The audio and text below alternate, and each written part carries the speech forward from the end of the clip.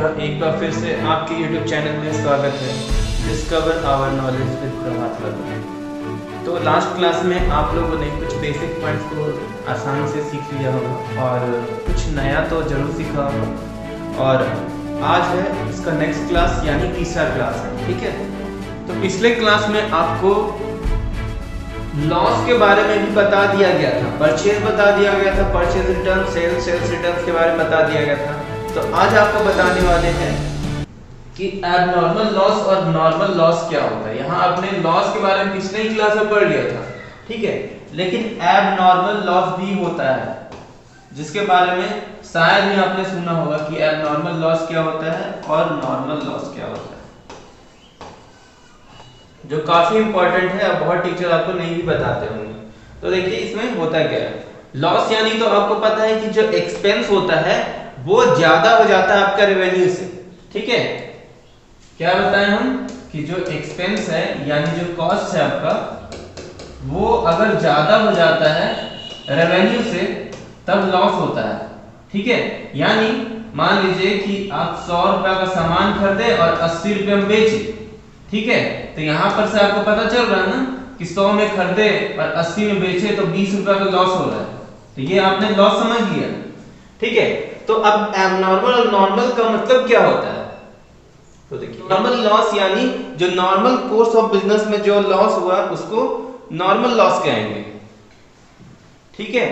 जैसे कि normal course of business में आपका क्या हो रहा है कि आप किताब बेच रहे हैं, तो हो सकता है कि कुछ लॉस हो जाए, ठीक है। यानी होता है ना कि चूहा कुछ कुतर दिया, कुछ बर्बाद कर दिया किताब को। तो आपको पता होगा कि आप अगर 100 किताब मंगवा रहे हैं तो उसमें से एक किताब खराब होना ही होना है। ये आपको हर साल ये झेलना ही पड़ता है, चाहे हर महीना झेलना ही पड़ता है। तो आप इसको नॉर्मल लॉस समझ के चलते हैं, ठीक है। और एबनॉर्मल लॉस क्या होता है कि मान लीजिए अचानक से हुआ, इंसिडेंटल टू बिजनेस होता है, ठीक है। यानी आग लग गया। आप ये सोचकर रखते हैं क्या कि आग लगने वाला है, इस महीना मेरा इतना किताब बर्बाद हो जाएगा, ठीक है। मान लीजिए कि 1000 रुपए का किताब जल गया, ठीक है। तो ये क्या था, इंसिडेंटल टू बिजनेस था। मतलब आप सोच के नहीं चले थे कि आपका किताब कुछ बर्बाद होने वाला है, मतलब लॉस होने वाला है। तो ऐसे लॉस को हम लोग एबनॉर्मल लॉस कहते हैं, जो आपको पता नहीं होता है। चोरी हो गया, ठीक है, कुछ सामान का चोरी हो गया, चाहे तो मान लीजिए कि कैश चोरी हो गया, तो ये सब एबनॉर्मल लॉस है आपके लिए, ठीक है। और नॉर्मल लॉस क्या होता है, जो आपको पता होता है कि नॉर्मली मेरा हर महीना इतना का लॉस होना ही होना है, ठीक है। यानी अगर आप 1000 रुपए सोच के चलें कि 1000 रुपए फायदा होगा, तो आप उसमें 100 रुपया या फिर 200 रुपया भी सोच के रखे होंगे कि आपका नॉर्मल लॉस भी होगा, ठीक है। काहे कि कोई मान लीजिए आपके दुकान में अपना ही आदमी आ गया, घर का आदमी आ गया कि हमको किताब चाहिए, तो आप उसको कुछ डिस्काउंट देंगे, ठीक है। तो क्या डिस्काउंट देंगे, तो ये आप पहले से सोच के रखे थे कि हाँ मेरा अगर 100 किताब है तो 100 किताब में 80 किताब का तो पूरा पैसा हम कमा लेंगे, लेकिन 20 किताब का आप हो सकता है कि डिस्काउंट देकर के बेचें, ठीक है। आपका जान पहचान का आदमी आ गया लेने के लिए, तो फिर ये क्या होगा, नॉर्मल लॉस होगा, जो आपको पता है कितना लॉस होना ही होना है, ठीक है। मान लीजिए कि आपका चप्पल का मैन्युफैक्चरिंग इंडस्ट्री है, ठीक है, यानी चप्पल बनाते हैं। तो उसका एक बड़ा सा सीट आता होगा, उस सीट को कटिंग करता है, तो सीट को कटिंग करने के बाद उसमें रेसिड्यू बच जाता होगा कुछ अलग से, ठीक है। रेसिड्यू कहने का मतलब आप कुछ और समझ रहे होंगे। जैसा कटिंग, एक बड़ा सा एक सीट आया, ठीक है, इसमें चप्पल का छाप लिया, ठीक है, इस तरह से चप्पल का छाप लेता है और कटिंग करके इस तरह से निकाल लेता है। तो ये जो बाकी हिस्सा जो बच गया, जो उसको फेंकना पड़ जाता है, ये एक्चुअली नॉर्मल लॉस होता है, ठीक है। और ये इंसिडेंटल टू बिजनेस नहीं होता है, ये आपको पहले से पता होता है कि इतना तो आपका लॉस होना ही होना है। समझ में आया। और एबनॉर्मल लॉस क्या होता है, इंसिडेंटल टू बिजनेस होता है, मतलब अचानक से आग लग गया, ठीक है, चोरी हो गया, डकैती हो गया, ये सारा चीज से एबनॉर्मल लॉस होता है। चलिए आगे पॉइंट्स हम लोग देखते हैं। तो आप लोगों ने लास्ट क्लास में स्टॉक का टाइप देखा था, जिसमें ओपनिंग स्टॉक के बारे में बताया था हमने, ठीक है। ओपनिंग स्टॉक क्या होता है, बोले थे कि आपका साल का शुरुआत अकाउंट्स में कब होता है, 1 अप्रैल, और जो ईयर होगा मान लीजिए 2020 लिए हैं, तो तो इसका एंड कब होगा? 31 मार्च 2021। ठीक है, तो इसमें 1 तारीख को जो स्टॉक आपके पास रहता है उसको क्या कहते हैं? Opening stock. और क्लोजिंग स्टॉक जो आपके पास 31 तारीख को बचता है, 31 मार्च को, ठीक है, इसको क्या कहते हैं? Closing stock. अब बात करते हैं स्टॉक ऑफ रॉ मटेरियल का। स्टॉक ऑफ रॉ मटेरियल क्या होता है? जैसे मैन्युफैक्चरिंग कंसर्न है, ठीक है, आप वहां पर कुछ बनाते हैं रॉ मटेरियल से, तो रॉ मटेरियल ही आपके लिए क्या हो जाएगा? स्टॉक हो जाएगा। तो उस स्टॉक को आप क्या कहेंगे? Stock of raw material. ठीक है, तो इसके बाद है stock of work in progress. Work in progress क्या होता है?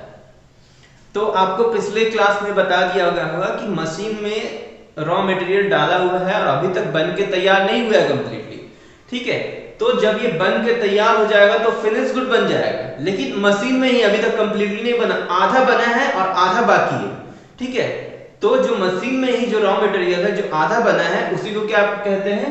सेमी फिनिश्ड गुड या फिर वर्क इन प्रोग्रेस, मतलब आधा बन के तैयार हुआ। जैसे बिल्डिंग अभी आप बनाते हैं तो बिल्डिंग कंस्ट्रक्शन में है तो उसको हम लोग बोलेंगे वर्क इन प्रोग्रेस। ठीक है, रोड बनता है तो देखते हैं वर्क इन प्रोग्रेस बोलता है, जब तक वो कंप्लीट नहीं हुआ है, बन के तैयार नहीं हुआ है, तब तक वो फिनिश भी नहीं होता।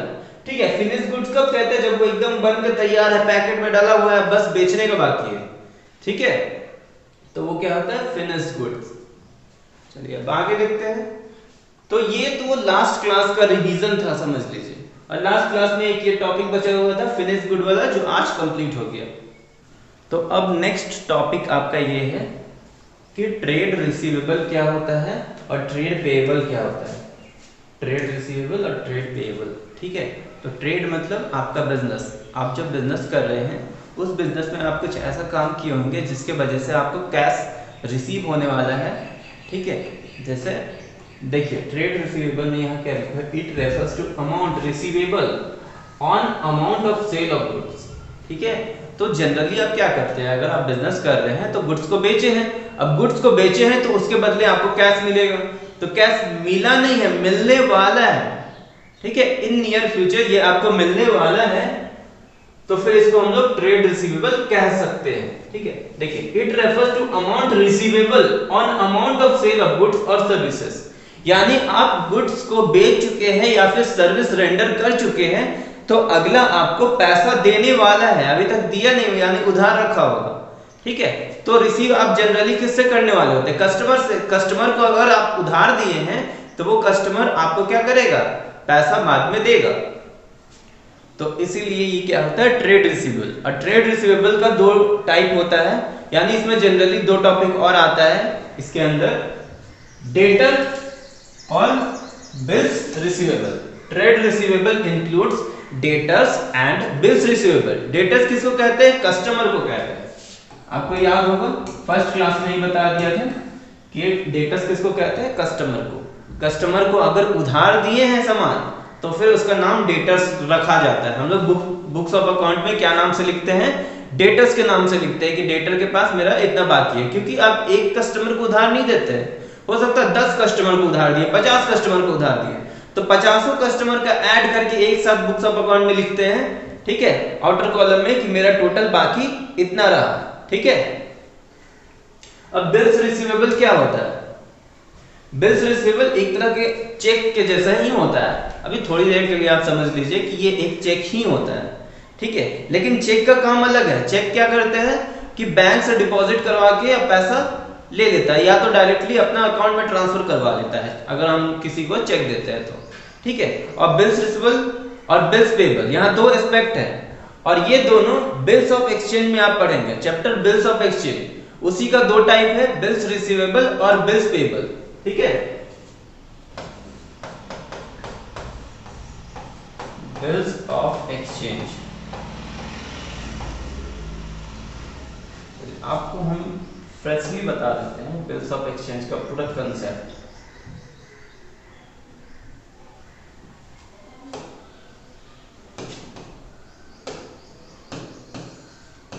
ध्यान दीजिएगा, ये है बिल्स ऑफ एक्सचेंज, ये आप चैप्टर है। ठीक है, इसमें 2 चीज आप पढ़ेंगे जनरली, एक होता है बिल्स रिसीवेबल जिसको BR कहते हैं, और एक होता है बिल्स पेबल,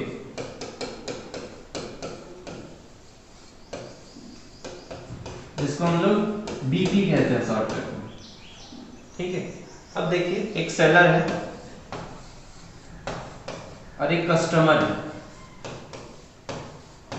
तो ये कस्टमर गया सेलर के पास और बोला कि हमको 10,000 का सामान चाहिए, 10,000 का गुड्स आप दे दीजिए, मेरे पास अभी पैसा नहीं है, बाद में आप हमसे ले लीजिएगा। तो सेलर इसको दे देगा, ठीक है, और अपना बुक्स ऑफ अकाउंट में ये क्या लिख देगा कि डेटर के पास मेरा कितना उधार रह गया, 10,000, जो वो बाद में दे देगा।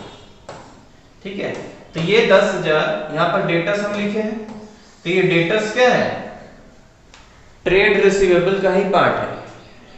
ठीक है, ट्रेड रिसीवेबल का 2 पार्ट बताए ना,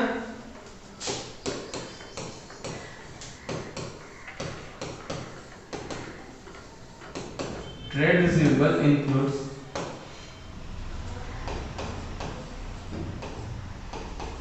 डेटर्स और बिल्स रिसीवेबल। क्योंकि यहां पर आप देखें कि यहां रिसीवेबल है, रिसीवेबल मतलब अमाउंट आने वाला है, रिसीव होने वाला है, तो डेटर्स से या तो रिसीव होता है या तो बिल्स रिसीवेबल से रिसीव होता है।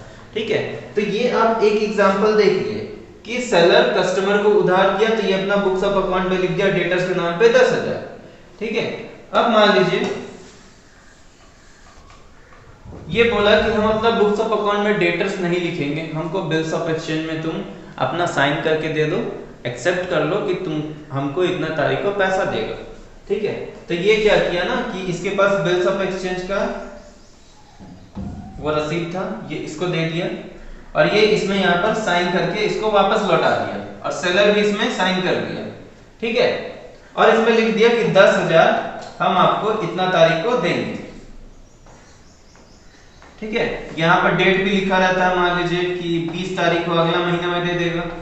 ठीक है, तो डेट लिख दिया, अमाउंट लिख दिया, दोनों साइन कर दिया, उसके बाद ये सेलर वापस इसको रख लिया। तो इसके लिए, ये सेलर के लिए ये क्या है, बिल्स रिसीवेबल है, लेकिन ये कस्टमर के लिए यही वाला क्या हो जाएगा, बिल्स पेबल होगा। क्यों? क्योंकि कस्टमर इसको पैसा देगा, कस्टमर को पैसा यहाँ पर देना है, लेकिन ये सेलर के लिए बिल्स रिसीवेबल है। क्यों है? क्योंकि इसको रिसीव होगा, पैसा रिसीव होगा कस्टमर से, इसलिए इसके लिए क्या है, बिल्स रिसीवेबल। लेकिन वही बिल रिसीवेबल इसके लिए, कस्टमर के लिए क्या हो जाएगा, बिल्स पेबल हो जाएगा। ठीक है, यानी वो कागज का टुकड़ा जो है वो एक ही है, लेकिन दोनों के लिए अलग अलग नाम है। सेलर इसको क्या मानता है, बिल्स रिसीवेबल मानता है, और कस्टमर इसको क्या मानता है, बिल्स पेबल मानता है। समझ में आ गया? तो वापस हम लोग टॉपिक पे चलते हैं।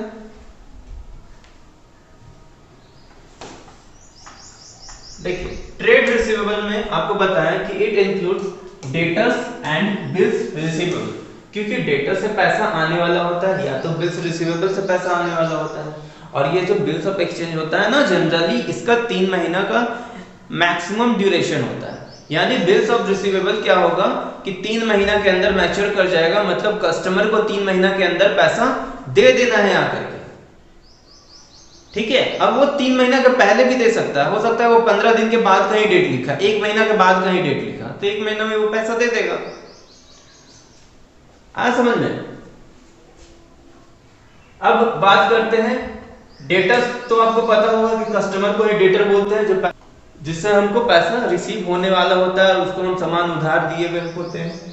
ठीक है, देखिए, the term debtor represent those person और firm to whom goods have been sold और services rendered on credit. On credit का मतलब उधार उसको हम सामान दिए हैं, चाहे तो उधार सर्विसेज उसको प्रोवाइड किए हैं, अभी तक वो हमको पेमेंट नहीं किया, payment has not received from them, they still owe some amount to the business. ठीक है, या फिर ऐसा भी हो सकता है कस्टमर आया, 10,000 का सामान लिया, जिसमें 5,000 दिया, तो 5,000 बाकी रह गया, तो सम अमाउंट अभी भी बाकी है ना, तो इसीलिए उसका नाम हम लोग डेटर्स देंगे।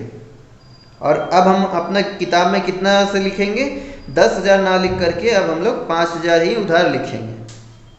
ठीक है, क्योंकि 5,000 का उधार लिया है ना। आगे देखते हैं, बिल्स रिसीवेबल आपको बता दिए कि अभी बिल्स ऑफ एक्सचेंज का ही पार्ट है। Bills of exchange becomes bills receivable for the person who draws it, मतलब जो इसको काट के देता है, जैसे जो चेक काट के दिया ना उसको क्या कहते हैं, ड्रॉवर कहते हैं।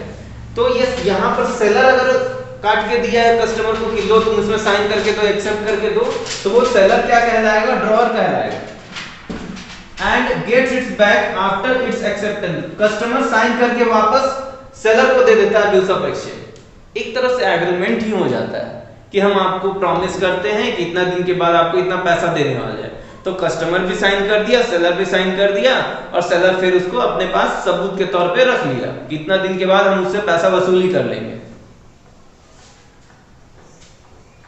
अब देखिए ट्रेड पेबल क्या होता है। ट्रेड पेबल यानी आप जो बिजनेस कर रहे हैं ना उसमें कहीं से सामान उधार बाकी लिए होंगे जिसकी वजह से आपको पैसा देना है, ठीक है, अमाउंट आपको इन नियर फ्यूचर कभी पे करना है, तो वो क्या है, ट्रेड पेबल है। देखिए it refers to the amount payable on account of goods purchased or services taken in the normal course of business। normal course of business में आप जो भी काम कर रहे हैं उसमें कुछ ऐसा काम किया जिसकी वजह से आपको पैसा अगला को देना है या फिर इन नियर फ्यूचर कभी भी आप देने वाले हैं, तो फिर वो क्या होगा, ट्रेड पेबल कहलाएगा। ट्रेड पेबल में दो चीजें हैं, क्रेडिटर्स और बिल्स पेबल, ठीक है। इसी का उल्टा, डेटर्स का उल्टा क्रेडिटर होता है। क्रेडिटर किसको कहते हैं, सेलर को, ठीक है। तो सेलर से अगर हम सामान उधार लिए हैं, माल उधार मंगवाए हैं, तो उसको पेमेंट तो आपको करना पड़ेगा कल जाकर के, और पेमेंट कल जाकर के करना पड़ेगा, तो ये पेबल है ना, इसलिए इसको ट्रेड पेबल कहते हैं। अब बिल्स पेबल क्या होता है ये भी आपको समझा दिए हैं कि एक के लिए बिल्स पेबल होता है और एक के लिए बिल्स रिसीवेबल होता है। पेबल किसके लिए, जो इसको पे करने वाला होता है, और रिसीवेबल किसके लिए, जो इसको पैसा को रिसीव करने वाला होता है।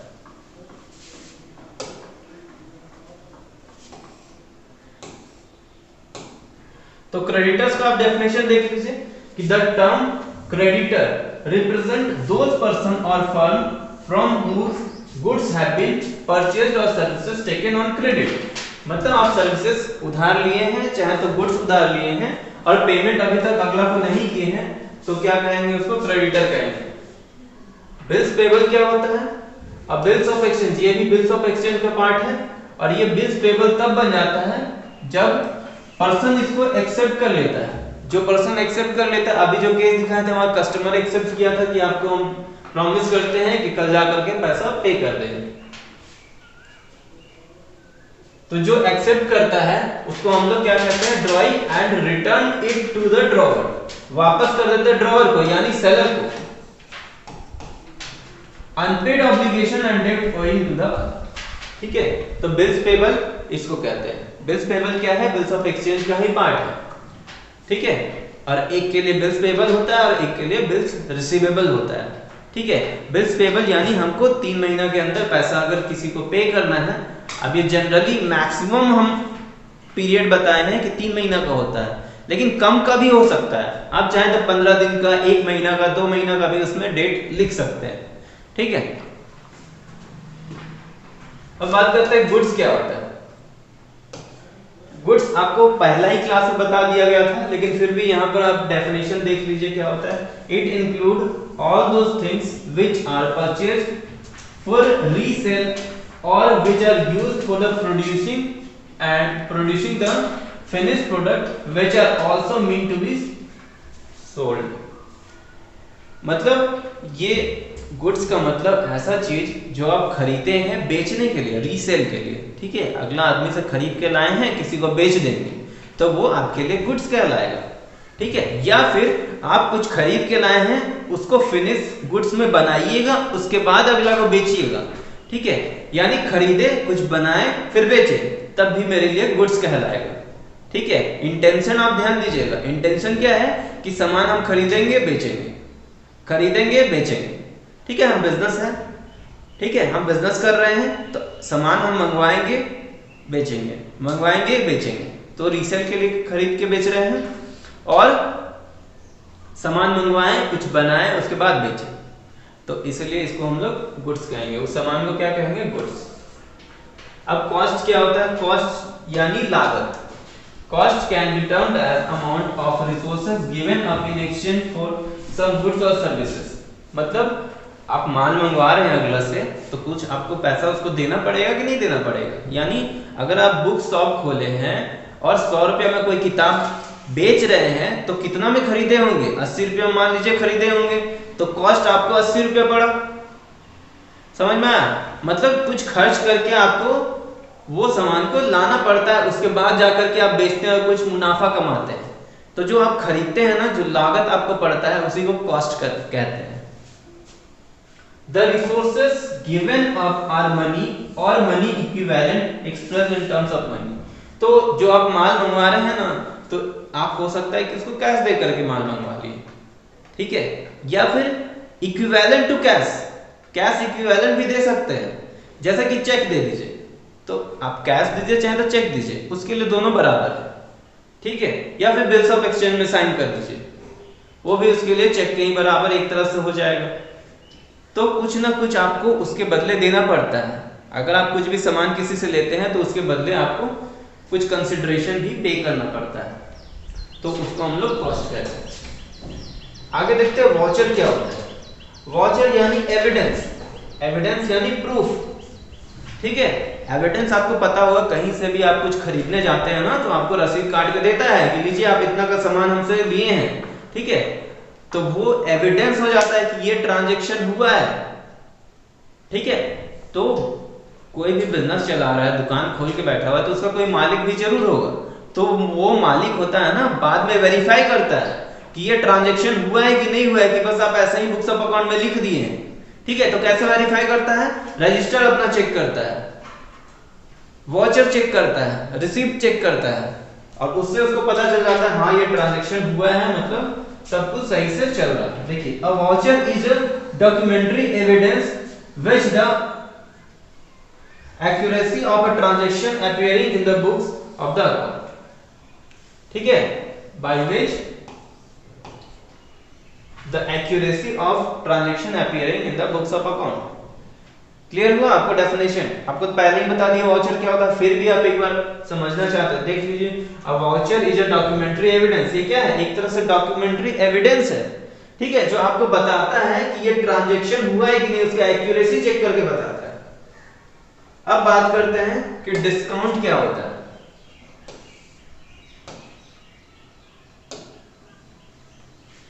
देखिए, discount it is a rebate और an allowance given by the seller to the buyer. यानी अगर सेलर से आप कुछ माल खरीदते हैं, तो सेलर हो सकता है ना कि डिस्काउंट देता है आपको, अगर आप बल्क अमाउंट में सामान खरीदते हैं तो, ठीक है। अब 1-2 किलो आप चावल खरीदने जाइएगा और पूरा बोरा खरीदिएगा, तो उसमें अंतर होता है कि नहीं? आपको कुछ डिस्काउंट दे देता है सेलर, तो उसी को हम लोग डिस्काउंट कहते हैं। यानी इट इज अ रिबेट और an allowance given by the seller to the buyer, ठीक है, मतलब छूट दिया जाता है। अब देखिए, ये दो तरह का होता है, डिस्काउंट भी दो तरह का। आप लोग अभी तक जनरली डिस्काउंट सिर्फ समझते होंगे, लेकिन अब आप कॉमर्स में आ गए हैं, तो अकाउंट्स पढ़ रहे हैं, तो इसमें जनरली दो तरह का डिस्काउंट होता है, एक ट्रेड डिस्काउंट और एक कैश डिस्काउंट।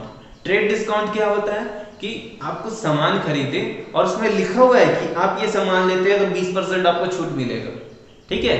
तो जो उसमें लिखा हुआ प्रिंटेड आता है, जो कंपनी ही प्रिंट करके भेजता है कि 100 रुपए का सामान है तो 20% डिस्काउंट है, यानी आपको 80 रुपया मिलेगा, ठीक है।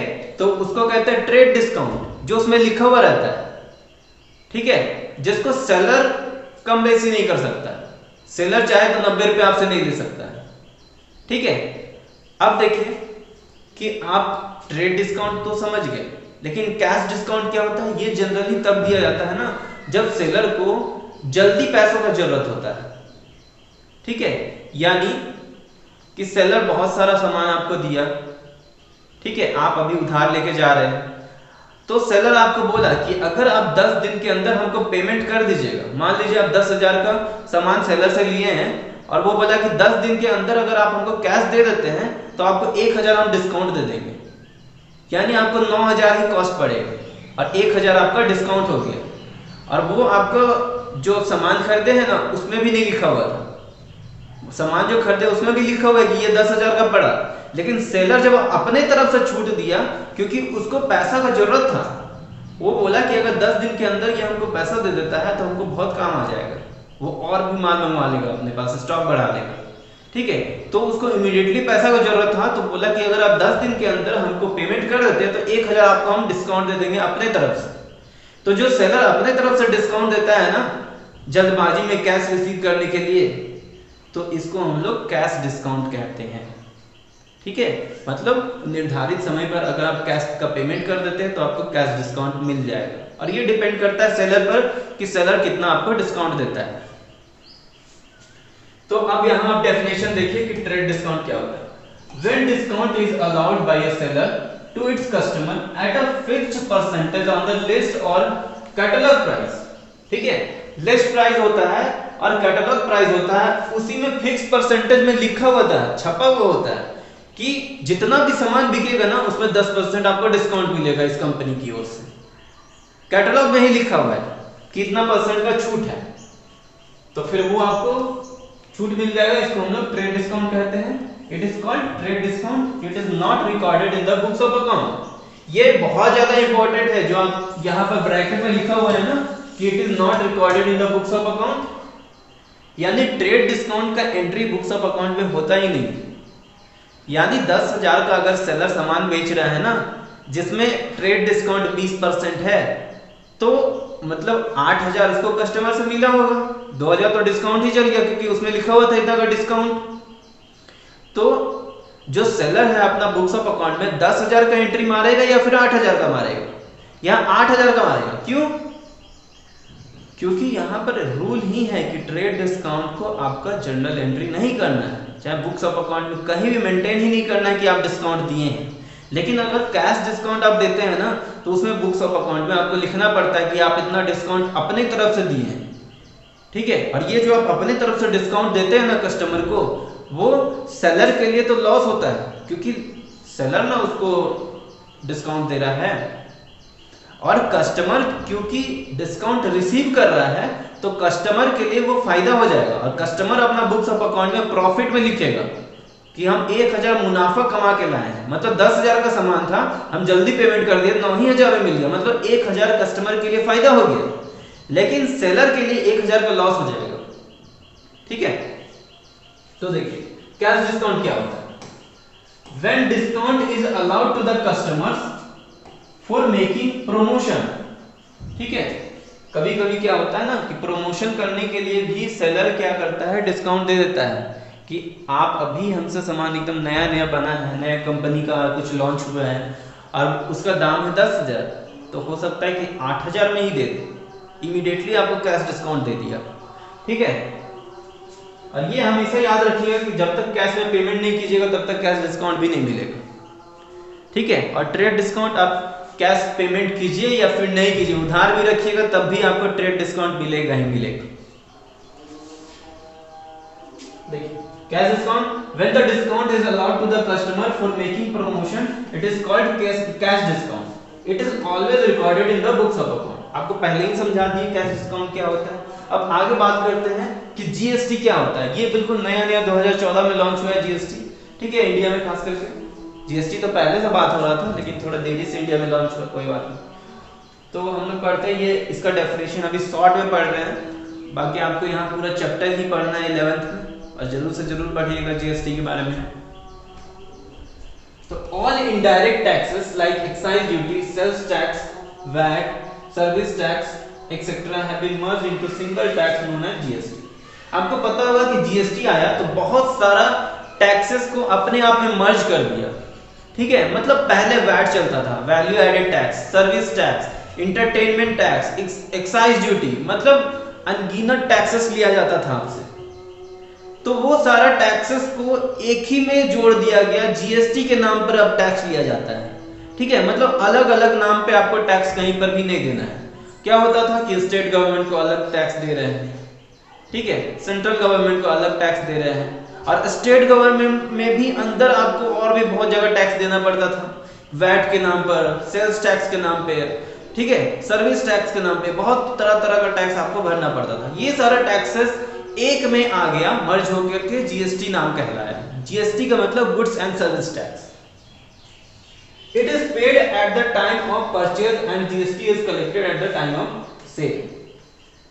अब देखिए हम सेलर हैं तो हम सामान खरीदेंगे और बायर को बेचेंगे, ठीक है। तो जो सेलर होता है यानी हम पहले सामान कहीं और से खरीदेंगे, तो हम सामान अगला से खरीदेंगे तो हम उसको पेमेंट भी करेंगे और पेमेंट करेंगे तो साथ साथ उसको जीएसटी भी पे करना पड़ेगा, ठीक है। तो सेलर हम हैं और हम फिर बायर को फिर बेचेंगे आगे, मतलब हम कहीं से खरीदे और आगे अब बेच रहे हैं, तो जब बेचेंगे तो कस्टमर से भी हम जीएसटी कलेक्ट करेंगे, ठीक है। तो ये जो कस्टमर से हम जीएसटी कलेक्ट किए हैं, तो ये जो कस्टमर से जीएसटी कलेक्ट करते हैं ना, वो ज्यादा कलेक्ट करते हैं और जब हम खरीदते हैं ना तो कम जीएसटी पे करते हैं। तो ये जो ओवर आ गया, जो एक्स्ट्रा जीएसटी आ गया मेरे पास, उसका क्या करेंगे, वो एक्स्ट्रा जीएसटी फिर सरकार को देना पड़ेगा। जैसे कि यहां पर आप देखिए ए है, बी है और यहां डी है। तो डी से ए पहले सामान खरीदता है और बी को बेच देता है, ठीक है। तो बी पहले ये डी से खरीदा है, तो मान लीजिए यहाँ 10,000 का सामान खरीदा है जिसमें ये 1,000 जीएसटी पे किया है, ठीक है। और उसके बाद ये बी को सामान बेचा और बी को सामान बेचा तो 12,000 इससे ले लिया, 12,000 इससे ले लिया, जिसमें 2,000 क्या है जीएसटी का अमाउंट है और यहाँ 1,000 जीएसटी पे किया था। तो 1,000 तो एक्स्ट्रा कस्टमर से कलेक्ट किया ना, तो जीएसटी ये तो नहीं रख सकता है एक, क्योंकि सरकार का है जीएसटी। तो 1,000 जो एक्स्ट्रा हो रहा है ना, वो सरकार को फिर पेमेंट कर देगा। समझ में आया? तो खैर जब जीएसटी चैप्टर आप पढ़ेंगे तो इसमें बहुत ब्रीफ डिस्कशन होगा और बहुत कुछ आपको सीखने को मिलेगा, क्योंकि आपके लिए बिल्कुल न्यू है जीएसटी, आपके लिए भी न्यू है। और जो 11th 12th वाले बच्चे जो 12th में भी चले गए हैं, अगर वो 11th नहीं पढ़े तो उसके लिए भी काफी इंपॉर्टेंट है, ठीक है। क्योंकि जीएसटी अब जहां जाइएगा, जो बिजनेस कीजिएगा, वहां पर इसका नाम जरूर सुनिएगा। खैर हम लोग आगे बढ़ते हैं। एंटिटी क्या होता है? आप लोग को हम बताए होंगे कि जब आप बिजनेस कर रहे हैं तो जो मालिक होता है और जो बिजनेस होता है, वो दोनों को अलग अलग मान के समझना है, ठीक है। मालिक अलग एंटिटी और जो बिजनेस है वो अलग एंटिटी। तो खैर अब एंटिटी देखिए, डेफिनेशन इसका क्या है? एन एंटिटी और business entity means an economic unit, ठीक है। इसको एक इकोनॉमिक यूनिट मान लिया गया। बिजनेस के नजरों में वो अलग आदमी, ये अलग आदमी, ठीक है। Which is found for early income by providing service और सेलिंग गुड्स, ठीक है। अब ये क्या होता है कि एंटिटी किसी को सर्विस प्रोवाइड करता है या फिर गुड्स को सेल करता है और उससे इनकम कमाता है। फॉर एग्जांपल जैसे एलजी इलेक्ट्रॉनिक्स है, दुकान का नाम है, सामान बेचेगा, प्रॉफिट कमाएगा, इनकम होगा उसको। उसका काम क्या है? जनरली सेल करना, गुड्स का सेल करना। विप्रो कंपनी का नाम, मारुति सुजुकी कार बेचता है, पैसा कमाता है, ठीक है। एयरटेल लिमिटेड सर्विस प्रोवाइड करता है और सर्विस प्रोवाइड करने के बदले वो पैसा लेता है हम लोग से, ठीक है। तो आज का क्लास यहीं पर समाप्त करते हैं। अगर आपने अभी तक हमारे चैनल को सब्सक्राइब नहीं किया होगा तो प्लीज सब्सक्राइब कर दें, शेयर कर दें